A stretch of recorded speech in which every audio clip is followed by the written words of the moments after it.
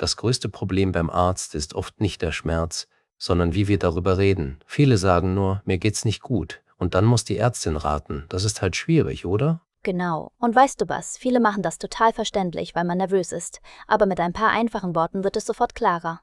Wirklich, das ändert viel. Oder provokant gefragt, wenn du nur sagst Kopfschmerzen, wie soll der Arzt wissen, wo, wie stark, seit wann?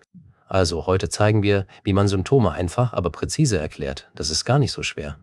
Hallo zusammen, schön, dass ihr da seid. Ich bin Julia. Wir trinken Kaffee und quatschen. Und ja, heute geht's um Sätze, die beim Arzt richtig helfen. Und ich bin Tim. Wir machen das locker, aber praktisch. Am Ende habt ihr kleine Formeln, die ihr sofort benutzen könnt. Naja, und vielleicht eine neue Lieblingsredewendung. Also, erster Punkt, konkret sein. Statt mir ist schlecht. Besser, mir ist seit gestern Abend übel und ich habe zweimal erbrochen. Merkst du, das ist gleich viel klarer? Total. Ich sag oft, seit wann, wie stark und was macht es besser oder schlimmer? Das sind so die 4 kleinen Fragen, die fast immer passen. Ja, und man kann auch eine Skala nutzen. Auf einer Skala von 1 bis 10 ist der Schmerz eine 7. Das verstehen alle Ärztinnen und Ärzte sofort. Einfach, aber super hilfreich. Lass uns mal Wörter für Schmerzen sammeln. Es gibt stechend, das heißt wie ein Stich, also sehr spitz. Dumpf ist mehr schwer und breit, brennend fühlt sich heiß an und pochend ist so bum-bum wie ein Puls. Genau, Beispiel. Ich habe seit dem Morgen stechende Kopfschmerzen hinter dem rechten Auge. Oder der Rückenschmerz ist dumpf und wird schlimmer beim Bücken. Das ist konkret und kurz. Und Fieber, ja, das ist wichtig. Bitte nicht nur sagen, ich habe Fieber, sondern wenn möglich, ich hatte gestern Abend 38,8 Grad. Das ist direkt eine Info, mit der man arbeiten kann. Wenn ihr kein Thermometer habt, sagt einfach, wie es sich anfühlt, zum Beispiel, ich hatte Schüttelfrost und war sehr warm. Und dann noch, es kam plötzlich gestern Nacht. So hat die Ärztin ein Bild. Viele fragen sich auch, ob sie Gefühle sagen sollen. Ich finde, ja, aber klar. Also nicht nur, ich habe Angst, sondern ich habe seit 3 Wochen oft Angst, besonders abends, und ich schlafe schlecht. Das verbindet Gefühl mit Zeit und Situation. Apropos Situation, ein Fehler ist, nur allgemein zu reden. Jemand schrieb im Netz, er dachte, eine Impfung schützt zu 100%. Das stimmt so nicht. Impfungen machen eine Krankheit meistens milder, aber sie stoppen nicht immer die Ansteckung. Ja, das ist wichtig für die Sprache beim Arzt. Sag nicht nur, ich bin doch geimpft, das kann nicht sein, sondern ich bin geimpft, aber ich habe seit 3 Tagen Husten und Fieber, 38,5 Grad. So bleibt es sachlich. Und noch was aus dem Internet, das mich echt bewegt hat. Ein junger Mann, nennen wir ihn Samuel, hatte nach Corona sehr starke Erschöpfung. Er konnte kaum aufstehen und fühlte sich oft wie leer. Er hat dann jeden Tag aufgeschrieben, was geht und was nicht. Ja, so ein Symptomtagebuch ist Gold wert. Man schreibt Datum, Uhrzeit, was man gemacht hat und wie stark das Symptom ist. Zum Beispiel nach 10 Minuten gehen, starke Müdigkeit, eine 8 von 10. Das hilft der Ärztin, das ernst zu nehmen. Genau, und statt ich bin immer müde lieber, ich bin seit dem Wochenende schnell erschöpft, besonders nach dem Duschen oder Treppensteigen. Wollen wir kurz eine kleine Rollenspielszene machen? Ich bin der Patient, du die Ärztin, okay? Ich versuche es erst falsch, dann besser. Deal? Klar, los, ich hör zu. Erst die vage Version, dann die gute. Also mir geht's schlecht, Kopf tut weh, ich fühle mich einfach mies. Ja, das höre ich oft. Und jetzt mal konkret. Okay, ich habe seit gestern Nachmittag starke Kopfschmerzen, eher stechend, vor allem an der rechten Schläfe.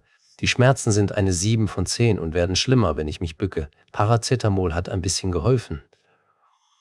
Besser? Viel besser. Da kann ich sofort fragen, gab es auch Fieber? Und du könntest sagen, nein, kein Fieber, aber mir ist leicht übel. Schon haben wir ein klares Bild. Noch ein Beispiel, Atemprobleme. Nicht nur, ich kriege schlecht Luft, sondern ich kriege seit 3 Tagen schlecht Luft, besonders beim Treppensteigen, und ich huste trocken, also ohne Schleim. Das ist konkret. Oh, und wichtig, bei echten Notfällen bitte direkt 112 anrufen. Zum Beispiel Brustschmerz mit Atemnot, plötzliche Lähmung oder starker Druck im Brustkorb. Nicht warten, einfach handeln. Ja, absolut.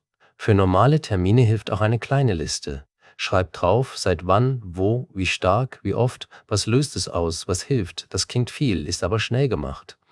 Das Wort Auslöser ist gut. Das heißt, was das Symptom startet oder schlimmer macht. Zum Beispiel, der Ausschlag wird schlimmer in der Sonne oder der Bauchschmerz kommt nach Milch. Dann denkt die Ärztin vielleicht an eine Unverträglichkeit. Wörter für Bauch, ja, Übelkeit, Erbrechen, Durchfall, Blähungen, Krämpfe. Man kann sagen, ich habe seit 2 Tagen Krämpfe im Unterbauch, besonders nach dem Essen. Oder mir ist morgens übel, aber ab Mittag geht es besser, das ist klar. Bei der Haut Ausschlag ist ein gutes Wort, Rötung auch. Sag, ich habe einen juckenden Ausschlag am linken Unterarm, seit dem Wochenende erst rot und warm. Schon hat die Ärztin wichtige Infos. Und bei Schwindel, mir ist schwindelig oder mir wird schwarz vor Augen, wenn ich aufstehe. Auch gut, ich fühle mich unsicher beim Gehen, das ist sehr deutlich. Manchmal ist die Familiensituation schwierig. Eine Person schrieb, sie musste dem Arzt sagen, dass ein Familienmitglied Symptome anders darstelle. Das ist hart. Da hilft, ruhig bleiben und bei Fakten bleiben, zum Beispiel, am Montag war kein Fieber, am Dienstag doch 38,2 Grad. Keine Schuldzuweisung, nur Daten. Ja, das klingt sachlich und respektvoll.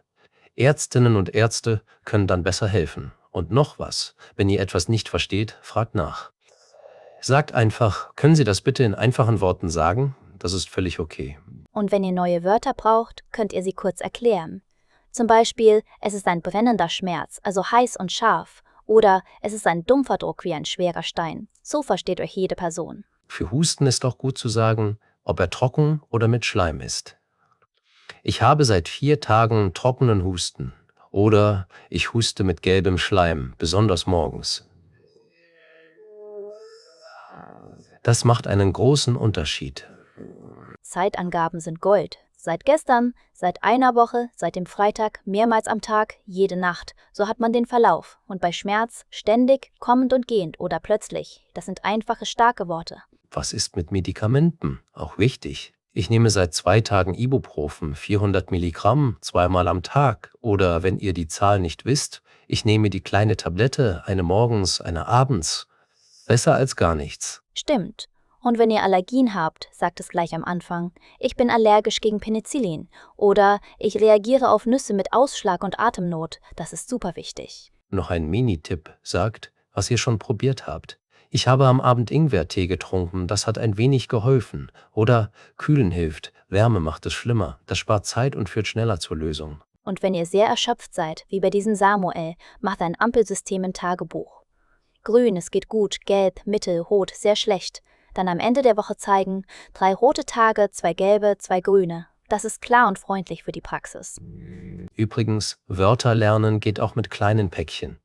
Heute hattet ihr stechend, dumpf, brennend, pochend, übel, Schüttelfrost, Ausschlag, Rötung, Atemnot. Wenn ihr die versteht, könnt ihr schon sehr viel sagen. Ehrlich, das reicht oft. Manchmal fragt die Ärztin auch nach Triggern, also Auslösern. Wenn ihr Sport gemacht habt oder Stress hattet, sagt es. Nach Stress im Büro habe ich Herzrasen. Oder nach 15 Minuten Joggen bekomme ich Seitenstechen. Das ist konkret und hilft sehr.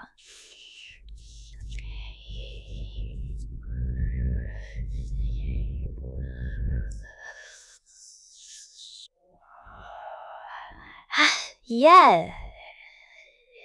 Mit Teichen dabei. Eins teicht einfach, ob ich Herzrasen. Jetzt ist das Und bitte nicht schämen. Es ist völlig normal, über Stuhlgang, Schlaf, Sexualität oder Stimmung zu sprechen. Sag einfach ruhig, ich habe seit 2 Wochen Verstopfung oder ich schlafe nur 4 Stunden pro Nacht. Das gehört dazu. Wenn euch jemand unterbricht, bleibt freundlich, aber bestimmt. Einen Moment, ich möchte noch sagen, dass es morgens schlimmer ist. So bleibt ihr bei eurer Geschichte und die Infos gehen nicht verloren. Kleine Formel zum Mitnehmen. Ich habe seit Zeit Symptom an ORT. Es ist Beschreibung, Stärke von 1 bis 10. Es wird besser durch X und schlimmer durch I. Wenn ihr das so ungefähr sagt, ist vieles klar. Sollen wir noch ein drittes Beispiel machen mit Bauch? Los geht's, du wieder Patient. Okay, ich habe seit dem Freitag krampfartige Bauchschmerzen im Unterbauch, besonders nach Milchprodukten. Die Schmerzen sind eine 6 von 10. Ich habe keinen Durchfall, aber mir ist morgens übel. Wärme hilft ein bisschen. Das ist rund, oder? Ja, sehr gut. Da kann man direkt an Laktose denken, also Milchzucker. Und man kann weiterfragen, gab es Fieber? Oder seit wann genau, seit dem Abend oder seit dem Morgen? So baut man das Bild weiter. Noch ein Notfallhinweis, weil es wichtig ist. Wenn der Schmerz plötzlich extrem stark ist oder Blut im Stuhl oder du kaum Luft bekommst, dann bitte sofort 112 anrufen. Nicht warten und nicht googeln, echt. Zum Schluss noch was Nettes, wenn ihr einen Termin per E-Mail oder über die Website macht, könnt ihr schon kurz schreiben. Grund, seit 2 Wochen trockener Husten, nachts schlimmer, kein Fieber. Dann weiß die Praxis Bescheid und plant besser. Oh, und wenn die Ärztin etwas sagt, was ihr nicht glaubt, bleibt sachlich, zum Beispiel bei Erschöpfung. Ich verstehe, aber ich kann nur 10 Minuten stehen, dann brauche ich Pause. Das ist eine klare Funktionsbeschreibung, kein Streit. Genau, Fakten statt Schuld. Das hilft auch in komplizierten Familiensituationen. Kurze Beispiele, klare Zeiten, konkrete Wirkungen auf den Alltag. Das ist die Sprache der Medizin, aber in einfachen Worten. Okay, ich glaube, das reicht für heute. Probiert es mal aus, vielleicht gleich morgen in Gedanken. Beschreibt ein altes Symptom mit unserer kleinen Formel. Ihr werdet sehen, das fühlt sich stark an. Wenn euch das geholfen hat, lasst gern ein Like da und abonniert unseren Kanal. Schreibt uns auch, welche Sätze euch beim Arzt fehlen. Dann machen wir eine Folge nur mit euren Beispielen. Klingt gut? Klingt super. Bleibt gesund, trinkt genug Wasser und wenn was ist, holt euch Hilfe. Und ja, bis zur nächsten Folge.